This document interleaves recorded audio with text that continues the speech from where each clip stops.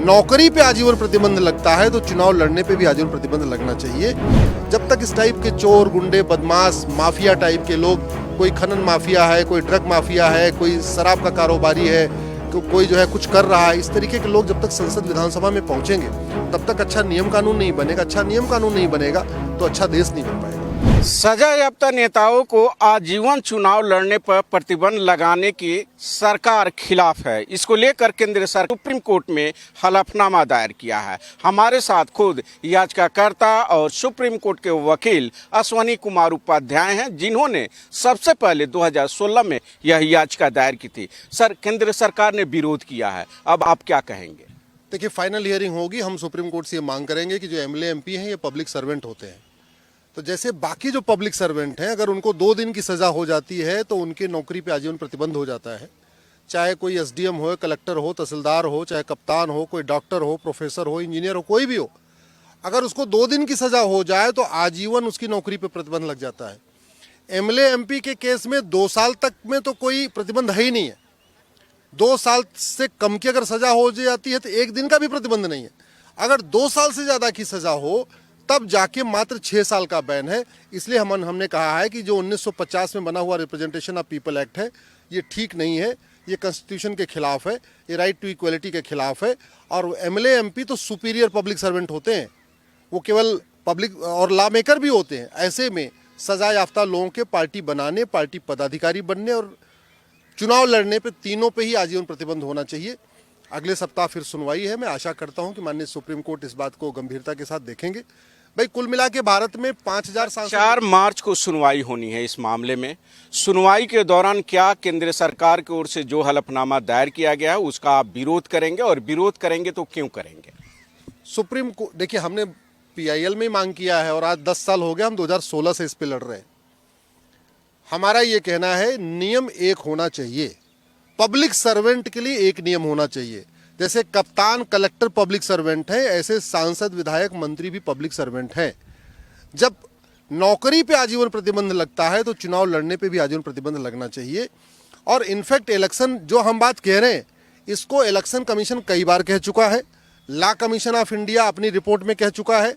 दुनिया का सबसे बड़ा जो जुडिशियल कमीशन बना था, वेंकट चलैया कमीशन, जो 2000 में बना था अटल जी की सरकार में, उसने भी ये बोला हुआ है।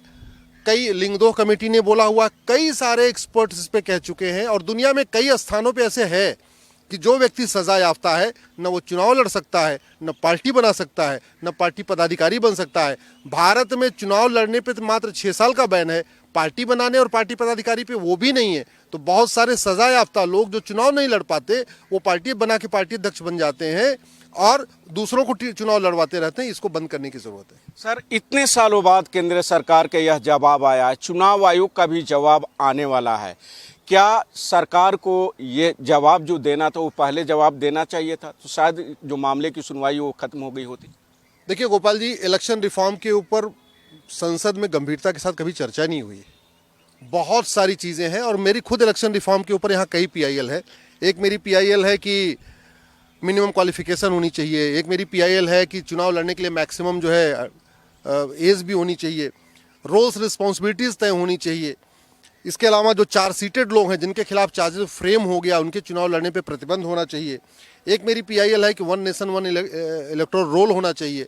भाई, अलग अलग क्यों इलेक्टोरल रोल होना चाहिए? चाहे वो विधानसभा का चुनाव हो, लोकसभा का चुनाव हो, एक साथ आप बनाइए।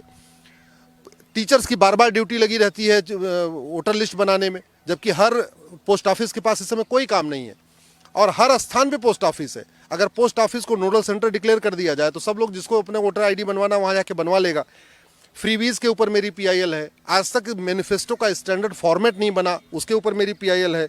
इसी तरीके से टोटलाइजर का यूज हो, क्योंकि चुनाव के बाद जिस तरीके की हिंसा हो रही है, लोगों को पता चल जाता है किस बूथ से किस पार्टी को कितना वोट मिला और उसके बाद हिंसा होती है। वो ठीक किया जा सकता है अगर हम टोटलाइजर का यूज़ करें।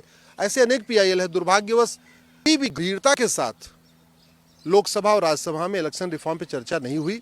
हमारा ये कहना है जब तक अच्छे लोग राजनीति में नहीं आएंगे तब तक अच्छा कानून नहीं बनेगा। अच्छा कानून नहीं बनेगा तो अच्छा देश नहीं बनेगा। जब तक इस टाइप के चोर, गुंडे, बदमाश, माफिया टाइप के लोग, कोई खनन माफिया है, कोई ड्रग माफिया है, कोई शराब का कारोबारी है, कोई जो है कुछ कर रहा है, इस तरीके के लोग जब तक संसद विधानसभा में पहुंचेंगे तब तक अच्छा नियम कानून नहीं बनेगा। अच्छा नियम कानून नहीं बनेगा तो अच्छा देश नहीं बन पाएगा। तो इनका मानना है कि राजनीति में अच्छे लोगों का आना बेहद जरूरी है। जब अच्छे लोग आएंगे तभी अच्छा कानून बनेगा और तभी अच्छे तरीके से देश भी चलेगा। अब देखना होगा जब मामले की सुनवाई होगी तो सुनवाई के बाद सुप्रीम कोर्ट आगे क्या कुछ आदेश देता है। भारत एक्सप्रेस के लिए कैमरा पर्सन रमेश राय के साथ गोपाल कृष्ण।